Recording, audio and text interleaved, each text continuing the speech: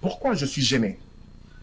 Parce qu'on a une organisation dont la capitale se trouve à Washington, qui vient nous parler, nous. Washington, qui a largué la bombe à Hiroshima et à Nagasaki, vient nous parler de droits de l'homme à nous qui n'ont jamais largué de bombes à Hiroshima et à Nagasaki.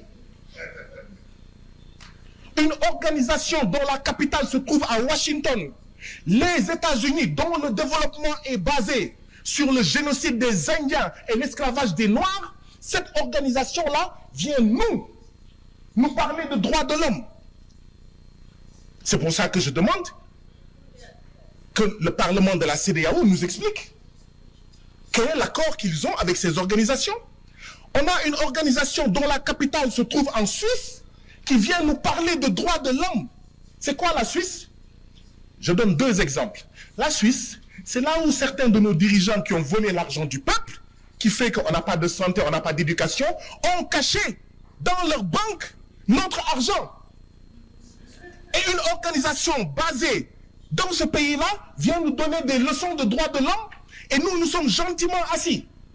La Suisse, c'est le pays où se trouve la société Nestlé qui fait du Nido et du Cerelac avec des taux de sucre supérieurs dans nos pays, avec des taux de sucre faibles au Royaume-Uni et en Allemagne. Vous pensez que ces organisations basées là-bas doivent pouvoir nous parler de droits de l'homme? Non. A-t-on besoin de leur présence pour dire ça? Quand des collègues disent ça tous les jours, on les empêche de parler, on les traite de tous les noms d'oiseaux, on use d'artifices, de motions qui ne sont pas des motions, les gens crient, ils s'excitent, et quand d'autres gens viennent, ils disent ça, tout le monde est silencieux. Monsieur le Président, avez-vous remarqué ça? Vous qui rappeliez hier à la session l'article 72 du règlement intérieur. Ils ont dit la même chose que moi. Mais aujourd'hui, personne ne rappelle l'article 72 du règlement intérieur. Il y a un problème. Il faut que des étrangers viennent ici pour nous dire des experts, alors que chacun d'entre vous est expert et experte. Et on se tait. Mais quand un collègue dit la même chose, on sort les poings, on bande les muscles, on montre les crocs. Chers collègues, bonjour. La première question que je voudrais poser est celle-ci. Est-ce que c'est le Parlement, notre Parlement, qui a demandé à ces deux organisations, parce que le Parlement a vu qu'il y avait un besoin, elle leur a dit, venez exposer devant les députés, ou est-ce que ce sont ces deux organisations qui ont demandé à être invitées pour venir ici? Je veux savoir quel est le lien entre le Parlement de la CEDEAO et ces deux organisations. Est-ce qu'il y a un contrat? Est-ce qu'il y a un accord pour savoir qu'est-ce qui justifie leur présence ici? Bien sûr, tous ceux qui sont doués de raison ici savent que je n'ai rien contre monsieur l'ambassadeur et l'autre docteur. Je n'ai absolument rien contre eux. Je suis même gêné, très gêné, d'avoir à parler ici, d'avoir à dire ce que je vais dire devant eux. Parce que les choses que je veux dire, j'aurais dû les dire en leur absence. Je suis gêné, et je vous dirai tout à l'heure pourquoi je suis gêné de cette séance, de ma présence ici, en la présence des deux organisations.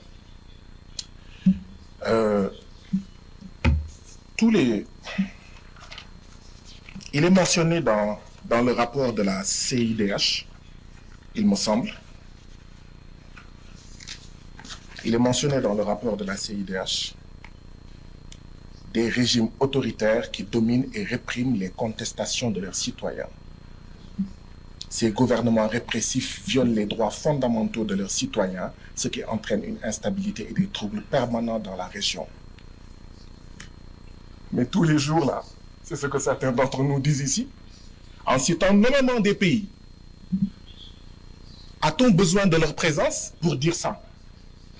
Quand des collègues disent ça tous les jours, on les empêche de parler, on les traite de tous les noms d'oiseaux, on use d'artifices, de motions qui ne sont pas des motions, les gens crient, ils s'excitent, et quand d'autres gens viennent, ils disent ça, tout le monde est silencieux. Les Français disent « nul n'est prophète chez lui ». Chers collègues, on a eu besoin d'eux pour dire ça ici. Certaines femmes et certains hommes ici le disent tous les jours. Mais on les regarde.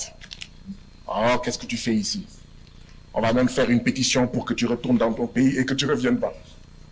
Mais quand eux le disent, ça passe. Tout le monde est cool, silencieux. Monsieur le Président, avez-vous remarqué ça? Vous qui rappeliez hier à la session l'article 72 du règlement intérieur. Ils ont dit la même chose que moi. Mais aujourd'hui, personne ne rappelle l'article 72 du règlement intérieur. Il y a un problème. Il faut que des étrangers viennent ici pour nous dire des experts, alors que chacun d'entre vous est expert et experte. Et on se tait. Mais quand un collègue dit la même chose, on sort les poings, on bande les muscles, on montre les crocs. Je vais vous dire quelle est la différence. La seule différence, c'est que, et c'est pourquoi la CIDH a manqué de courage.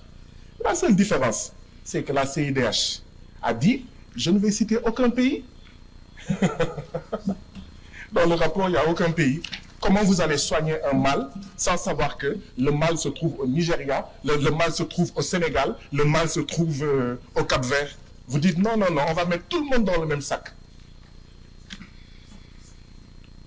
Quand on critique des pratiques politiques au Sénégal, quelqu'un va dire « Ah non, je suis ami à Diomaye Faye, je suis membre du même parti que lui. Laissez tomber le Sénégal. » Quand quelqu'un va critiquer le Libéria, « Ah non, je suis ami au président du Libéria. Vous ne touchez pas le Libéria. Vous pensez que vous êtes supérieur au Libéria. » Mais quand quelqu'un vient ici dire « Nous sommes là, gentils là, comme des poules mouillées. » Voilà la première remarque que je voulais faire. Et je ne voulais pas la faire devant eux. C'est une des raisons pour lesquelles je suis gêné de le dire ici devant eux. Je suis sûr que quand ils disent ce qu'ils disent, il y a des gens qui pensent à des pays qu'ils n'ont pas cités. Disons-nous la vérité. Il y a des gens qui ont dit, le Sénégal fait partie de là, tel pays fait partie de là, tel pays fait partie de là. Ils n'ont pas cité, mais on voit des pays. Non. On ne peut changer les choses que dans la vérité. On ne peut transformer les choses que dans la vérité. Ce Parlement doit être un médecin. Mais pour qu'il soit un bon médecin, il faut qu'il fasse de bons diagnostics. Et un diagnostic, ce n'est jamais facile. Quand on vous annonce que vous avez le cancer, ça ne fait pas plaisir. Quand on vous annonce que vous avez la leucémie, ça ne fait pas plaisir. Quand on vous annonce que vous avez le VIH, ça ne peut pas faire plaisir. Mais il faut vous le dire pour que vous preniez conscience que voilà le remède que vous voulez prendre, que vous devez prendre si vous voulez guérir. Mais ici, non, non, non, non, non, je suis désolé.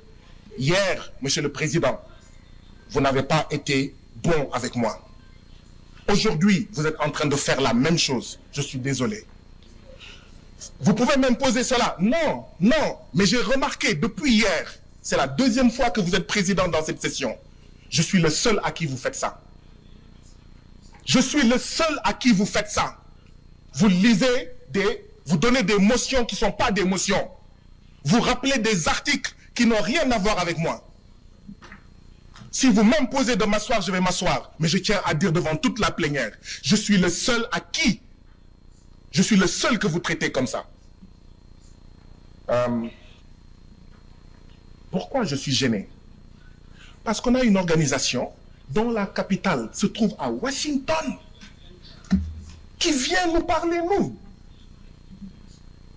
Washington, qui a largué la bombe à Hiroshima et à Nagasaki, vient nous parler de droits de l'homme à nous qui n'ont jamais largué. de bombes à Hiroshima et à Nagasaki. Une organisation dont la capitale se trouve à Washington, les États-Unis, dont le développement est basé sur le génocide des Indiens et l'esclavage des Noirs, cette organisation-là vient nous parler de droits de l'homme. C'est pour ça que je demande que le Parlement de la CEDEAO nous explique quel est l'accord qu'ils ont avec ces organisations. On a une organisation dont la capitale se trouve en Suisse qui vient nous parler de droits de l'homme. C'est quoi la Suisse? Je donne deux exemples. La Suisse, c'est là où certains de nos dirigeants qui ont volé l'argent du peuple, qui fait qu'on n'a pas de santé, on n'a pas d'éducation, ont caché dans leur banque notre argent.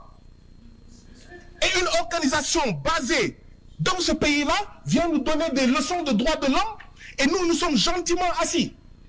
La Suisse, c'est le pays où se trouve la société Nestlé qui fait du Nido et du Cerelac avec des taux de sucre supérieurs dans nos pays, avec des taux de sucre faibles au Royaume-Uni et en Allemagne. Vous pensez que ces organisations basées là-bas doivent pouvoir nous parler de droits de l'homme? Non. Ma proposition est celle-ci, Président. Ayons confiance en nous-mêmes, Africains. Il y a des organisations africaines.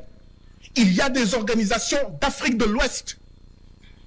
Mais il faut les respecter, ne pas les bastonner, ne pas les emprisonner, ne pas les menacer, ne pas les terroriser. Les laisser faire leur job. Parce que la CEDEAO a besoin d'un regard critique, mais un regard africain, un regard d'Afrique de l'Ouest. Arrêtons d'aller prendre des organisations dont la capitale est Washington et la Suisse. Monsieur le Président, savez-vous que la CIDH, qui s'appelle Commission internationale des droits de l'homme, elle a été créée par une organisation qui s'appelle Organisation des États d'Amérique.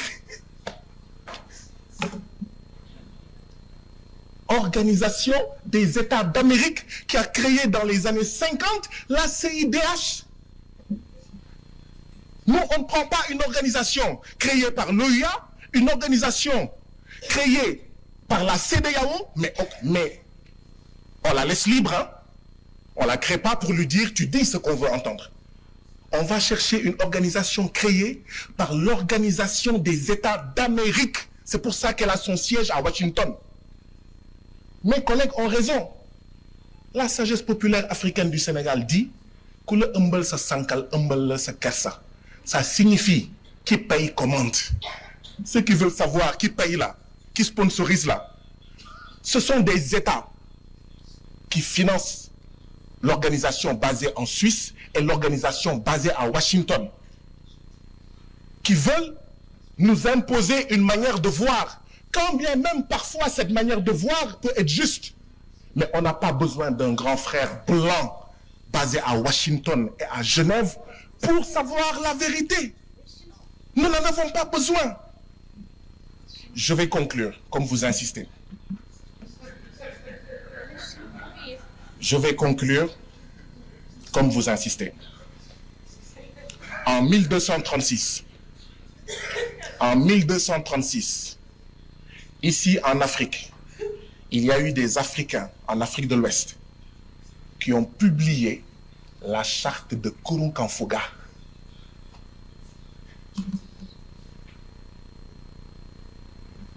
Quand nos femmes et nos mères étaient reines, comme la reine Poukou, comme Aline Sitoé Diatta, la femme blanche aux États-Unis n'avait pas le droit de vote. Si nous n'allons pas leur enseigner les droits de l'homme, ce n'est pas à eux de nous enseigner les droits de l'homme. Ou tout au moins, ils viennent et on va. Ils nous enseignent et on leur enseigne. Il faut faire attention à la colonialité du discours.